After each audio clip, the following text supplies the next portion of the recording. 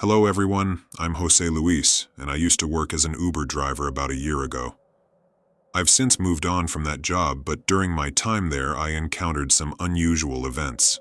However, one stands out as the most terrifying experience I've ever had, at least for me. It was an evening around 8 p.m. when I received a ride request. The passenger was a young man waiting outside a shopping center, not far from where I was. It was getting dark, but I could see him clearly as I pulled up. He was standing on the sidewalk, seemingly waiting for me. Rolling down my window, I asked if he was Raul. He nodded in affirmation and got into the car. I always made it a point to be friendly and chatty with my passengers, and this time was no different. I asked him how his day was, but he didn't respond.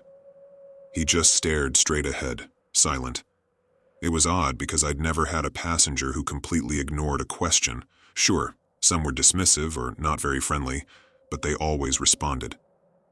Nevertheless, I didn't press further, thinking maybe he had a bad day or just didn't feel like talking.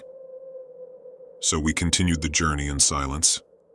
I should mention that he was sitting in the back seat, behind the passenger seat, but I could see him in the rearview mirror.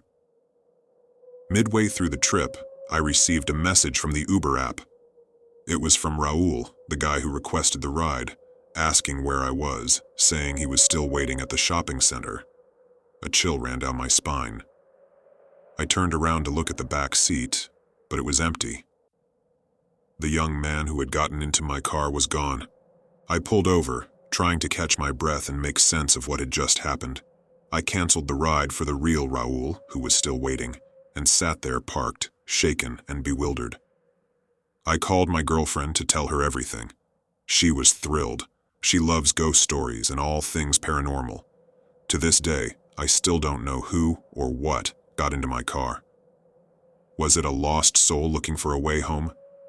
I don't know, but the memory of it still gives me goosebumps.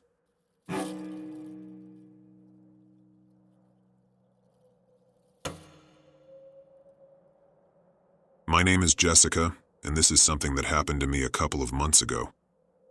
Take into account that I'm a petite 23-year-old female, and to me this was traumatizing when it happened. I haven't even taken Uber rides by myself since that day. After another grueling day at the office, I decided to unwind with a couple of colleagues at a local bar in the heart of Mexico City.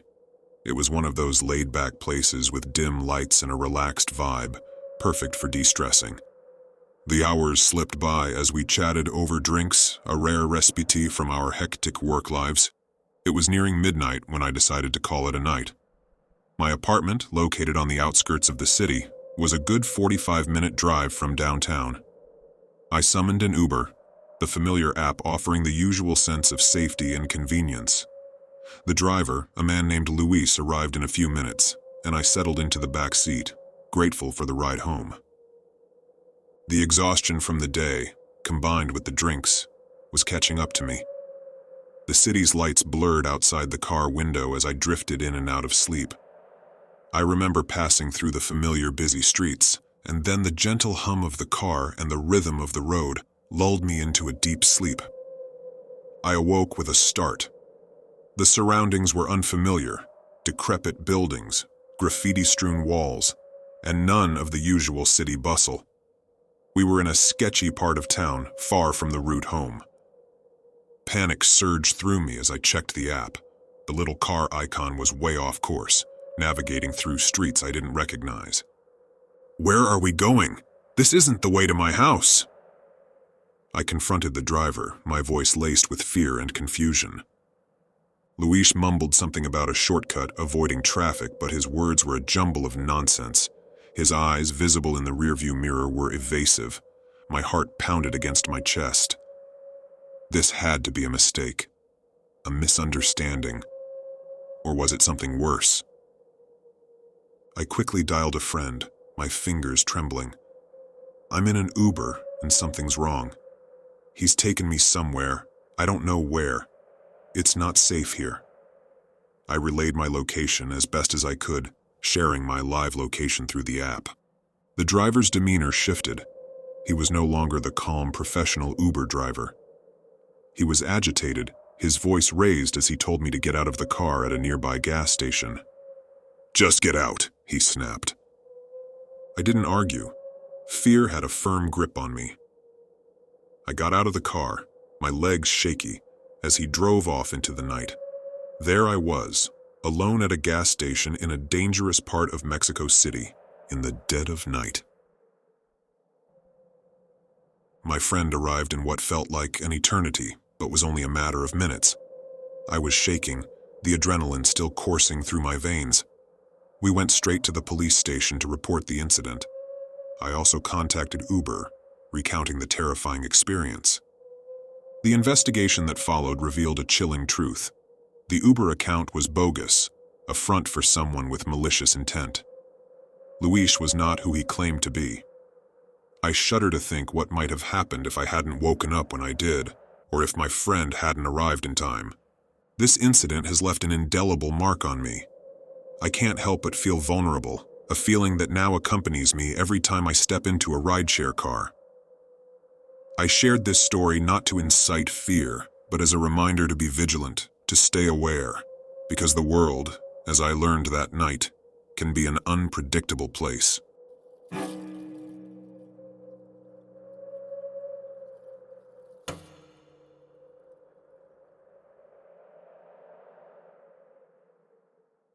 I've been driving for Uber for over 3 years.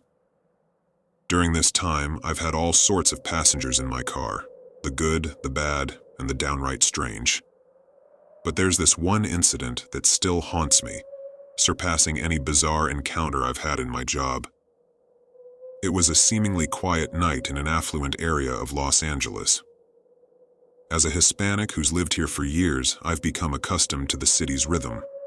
That night, around 9 p.m., I got a ride request from a well-to-do lady in her 50s, judging from her profile picture. The pickup was about 30 minutes from my location, but I didn't mind. This is my livelihood, after all. I set off towards her address but got delayed due to an accident on the freeway. Typical LA stuff, traffic and accidents. When I finally arrived at her place, I expected her to be ready, maybe a bit annoyed by my delay. However, no one was outside. Minutes ticked by, and still no sign of her. I opened the app to message her and noticed she'd sent something.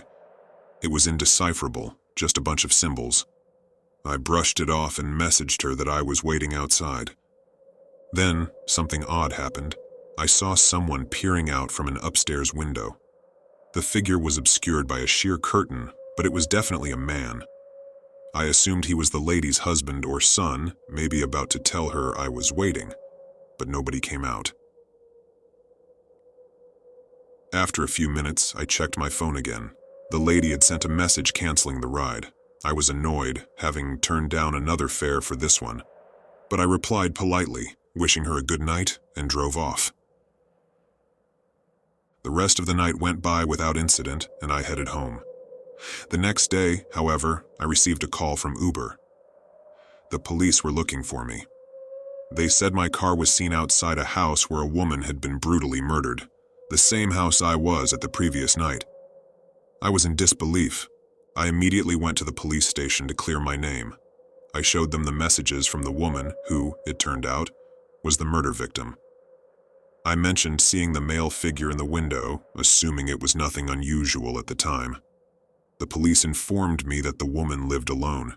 The person I saw was likely the killer, who was still at large. They suspected he sent the cancellation message. After the interrogation, I left the station in tears, overwhelmed with guilt. What if I had called the police? What if I had stayed a bit longer? There were so many what-ifs, but no way of knowing that the woman was in danger at that moment. This experience has left me paranoid and cautious in my job. Every passenger I pick up now adds to my anxiety. This story isn't just mine. It's a reality many of us in this line of work face. I continue driving for Uber, but the shadow of that night lingers with me on every ride.